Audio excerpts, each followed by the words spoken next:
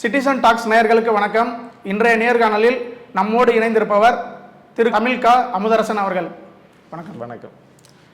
தமிழ்நாடு முதலமைச்சர் அவர்கள் ஒரு வாரத்திற்கு முன்பு பட்ஜெட் குறித்து சில கோரிக்கைகளை முன்வைத்திருந்தார். நேற்று இந்த சூழ்நிலையில் நிதியமைச்சர் நிர்மலா சீதாராமன் அவர்கள் பட்ஜெட்டை தாக்கல் செய்திருக்காங்க. இதை எப்படி பார்க்குறீங்க? இல்லை, தமிழ்நாடு வச்ச எந்த கோரிக்கையும் நிர்மலா சீதாராமன், மோடி அரசு, பாஜக கவனத்தில் எடுத்துக்கல.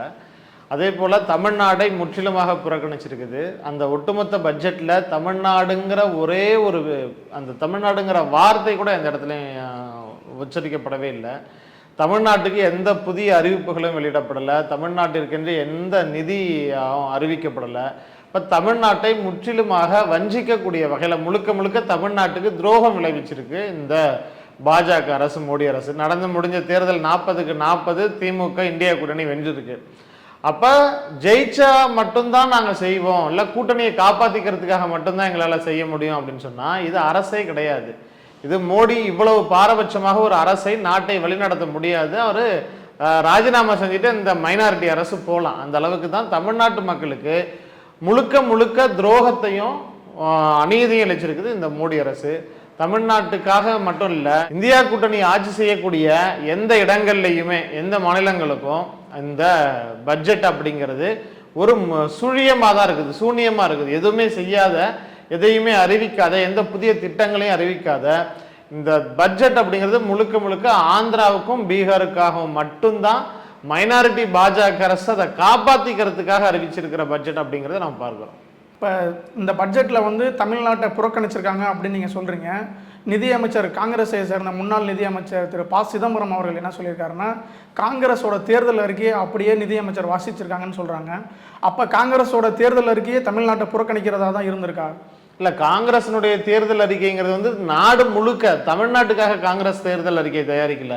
காங்கிரஸினுடைய தேர்தல் அறிக்கைங்கிறது இளைஞர்கள், பெண்கள், அதே போல நடுத்தர குடும்பங்கள், விவசாயிகள், இவர்களை மையப்படுத்தி இவங்களுக்காக என்னென்ன செய்யணும் அப்படிங்கிறத அறிவிச்சிருந்தாங்க.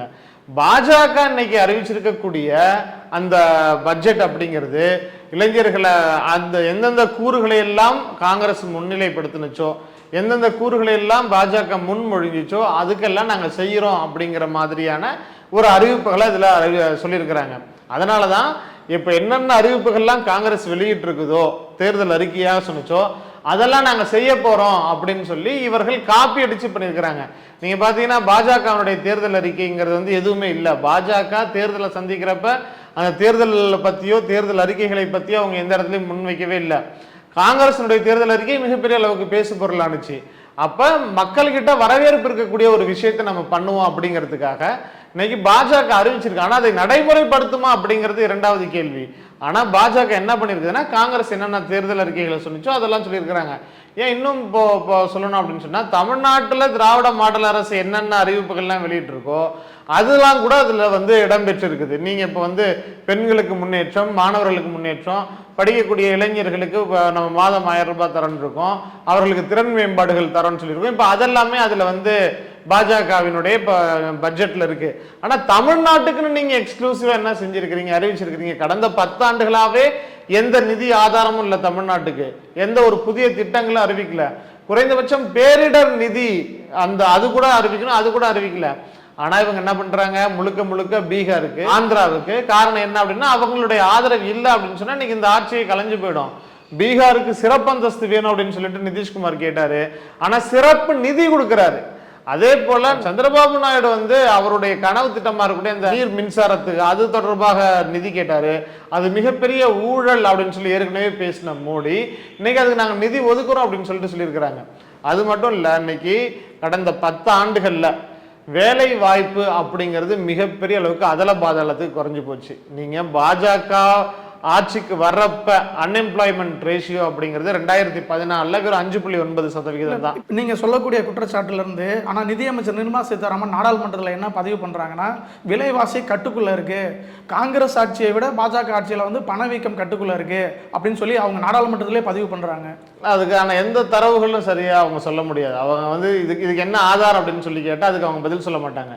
விலைவாசி கட்டுக்குள்ளார இருக்குதுன்னு அவங்க வாய்க்கிலேயே பேசினாலும் விலைவாசி கட்டு எந்த லட்சணத்துல இருக்குதுன்னு நீங்க எளிய மக்கள்கிட்ட நீங்க போய் கேட்கும் பொழுது தெரியும்.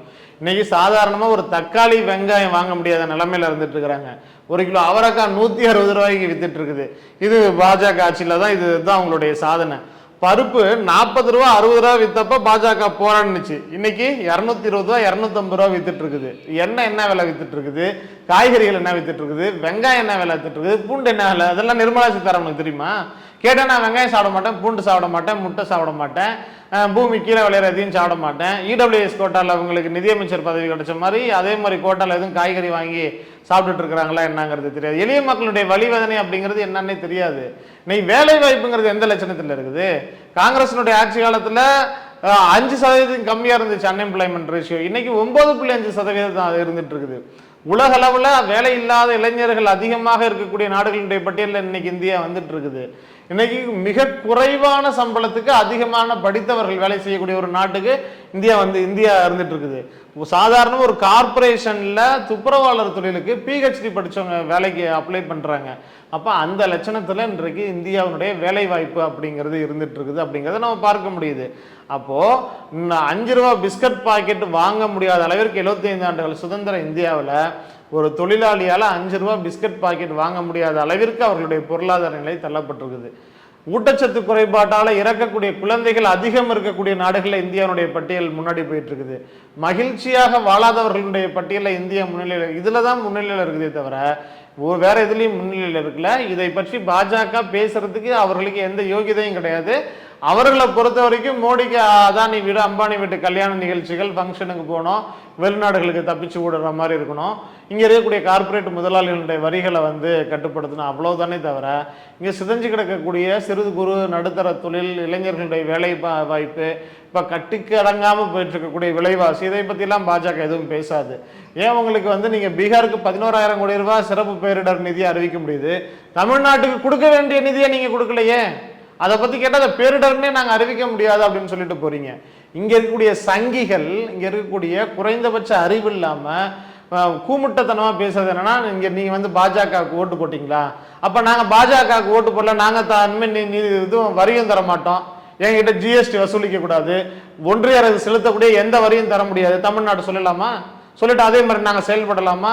இதே மாதிரி எந்தெந்த மாநிலங்கள்லாம் பாஜக பட்ஜெட்ல நிதி ஒதுக்கலையோ அந்த மாநிலங்கள்ல ஒன்றிய அரசுக்கு நிதி தர முடியாது. உங்களால தான் நீங்க ஜெயிக்கல அப்படிங்கிறதுனால நலத்திட்டங்கள் செய்ய முடியாதுங்கிறீங்க. அப்ப நீங்க ஜெயிக்கல, உங்களுக்கு நாங்க எங்க மக்கள் புறக்கணிச்சிருக்கிறாங்க, உங்களுக்கு வரி தர முடியாது, பேசிடுவோமா, அதே மாதிரி பண்ணிடுவோமா? அது சரின்னு சொல்றதுக்கு யோகிதா இருக்குதா, இல்ல தைரியம் இருக்கா மோடிக்கும் நிர்மலா சீதாராமனுக்கு? அதனால இந்த சங்கிகளினுடைய உலகமே தனி. அது லோக்கல்ல 2 ரூபா சங்கியா இருந்தாலும் சரி, அது நிதியமைச்சராக இருக்கக்கூடிய சங்கியா இருந்தாலும் சரி, அடிப்படை அறிவுங்கிறது ரொம்ப கம்மி தான். அவர்களுக்கு முன்னாடி இருக்கிறது இன்னைக்கு பாஜக இருக்கக்கூடிய மிகப்பெரிய சவால், அந்த ஆட்சியை மைனாரிட்டி அரசை தக்க வச்சுக்கணும். அதற்காக நிதிஷ்குமாரனுடைய கால்களையும் சந்திரபாபு நாயுடு கால்களையும் விழுந்து வணங்கிட்டு அவர்களுடைய கால்களை கெட்டியமா பிடிச்சிட்டு இருக்காரு மோடி. 40க்கு 40 எம்பிகள் வெற்றி பெற்று நாடாளுமன்றத்துக்கு சென்றிருக்காங்க. இவ்வளோ பெரிய வெற்றி பெற்ற சூழ்நிலையிலையும் தமிழ்நாட்டுக்கு தேவையான நிதியை நம்மளால் கேட்டு பெற முடியாத சூழ்நிலை தான் நம்ம இருக்கோமா? இன்னைக்கு இது கேட்டு பெறது கிடையாது. அரசு எல்லா மாநிலங்களினுடைய வளர்ச்சியும் தன்னால் பாகுபாடு இல்லாமல் அறிவிக்கணும். ஒன்றில் தமிழ்நாட்டை எடுத்துங்க. தமிழ்நாட்டுக்கு தமிழ்நாட்டினுடைய முதலமைச்சர் மாண்புமிகு தளபதி அவர்கள் தேர்தலில் வெற்றி பெற்ற உடனே பத்திரிகையாளர்களை சந்தித்து சொன்னது என்னன்னா, ஓட்டு போட்டவங்களுக்கு மட்டும் இல்ல, ஓட்டு போடாதவர்களுக்கு நான் முதலமைச்சராக செயல்படுவேன், ஏன் நமக்கு ஓட்டு போடல அப்படின்னு அவர்கள் வருந்தக்கூடிய அளவில் என்னுடைய ஆட்சி மிக சிறப்பாக இருக்கும் அப்படின்னு சொல்லி இன்றைக்கு எந்தெந்த பகுதிகள் எல்லாம் சட்டமன்ற உறுப்பினர்கள் இல்லையோ அந்த பகுதிகளெல்லாம் பொறுப்பு அமைச்சர்னு ஒருத்தரை நியமிச்சு அந்த பகுதிக்கும் அரசனுடைய நலத்திட்டங்கள் நாடு முழுக்க தமிழ்நாடு முழுவதும் இருக்கக்கூடிய அனைத்து மாவட்டங்களுக்கும் அனைத்து பகுதிகளுக்கும் குறிப்பா சென்று சேரணும், மிக சிறப்பான எந்த வகையிலையும் பாகுபாடு இருக்கக்கூடாதுன்னு தமிழ்நாட்டுடைய முதலமைச்சர் செயல்பட்டு இருக்கார். அதுக்கு பெயர் நிர்வாகத்திறன், அது பெயர் தான் தாயில்லத்தோட செயல்படுறது, அதுக்கு பெயர் தான் சிறப்பான ஆட்சி. இந்த கேடுகட்ட மோடிக்கு, கேடுகட்ட பாஜகவுக்கு குறைந்தபட்ச அறிவு இல்லாம இவ்வளவு வன்மத்தோட இவ்வளவு காழ்ப்புணர்ச்சியோட இவ்வளவு அரசியல், நீ பேசுறது மட்டும் பட்ஜெட் அறிவிக்கிறதுக்கு முன்னாடி அரசியல் இல்லாம பாகுபாடு இல்லாம வாங்க எல்லாரும் நாட்டினுடைய வளர்ச்சிக்கு கிளிக்கலான்னு சொல்லி மோடி கூப்பிட்டுட்டு எல்லா மாநிலங்களுக்கும் ஒண்ணும் கொடுக்காம எல்லாத்துக்கும் வெறும் அல்வா கிண்டி கொடுத்துட்டு இருந்தா இது என்ன சிறப்பான ஆட்சி? இது என்ன மாதிரியான ஆட்சி? அப்ப நாடாளுமன்ற உறுப்பினர்கள் என்ன பண்ண முடியும்? மோடியுடைய சட்டையை பிடிச்சி எங்களுக்கு நிதி கொடுன்னு கேட்க முடியுமா?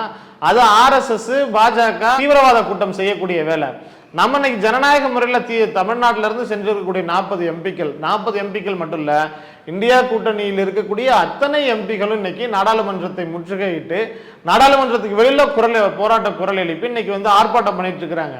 இவ்வளவு ஏன்னா உங்களுக்கு எல்லா மாநிலத்தினுடைய மக்களினுடைய வரி பணமும் வேணும்.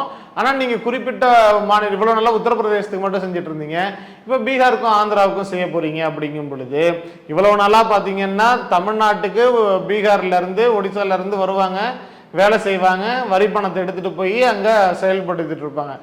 இப்ப என்ன பண்றோம்? நம்ம வரி பணம் நேரடியா எடுத்து மோடியை கொடுக்க ஆரம்பிச்சிட்டாரு. அப்ப இதை பார்த்துட்டு தமிழர்கள், மானமுள்ள ஒரு தமிழர்கள் கூட நாங்க பாஜகவுக்கு ஓட்டு போடலாம், அதனால நிதி தர மாட்டாங்க அப்படின்னு சொல்லி இந்த மானங்கெட்டத்தனமா பேச மாட்டாங்க. சுரணையில் ஒவ்வொரு தமிழர்களும் பாஜகவை நோக்கி, மோடியை நோக்கி கேள்வி கேட்பாங்க. இப்போ நீங்கள் குறிப்பிட்டது மாதிரி வாக்களிக்காத மக்களுக்கும் சேர்த்து நாங்கள் அரசு நடத்துகிறோம்னு சொல்லி நீங்கள் குறிப்பிட்டிருக்கீங்க. தமிழ்நாடு முதலமைச்சர் அவர்கள் அம்மா உணவகத்தில் ரீசெண்டாக ஒரு இன்ஸ்பெக்ஷனுக்கு போயிருந்தாங்க.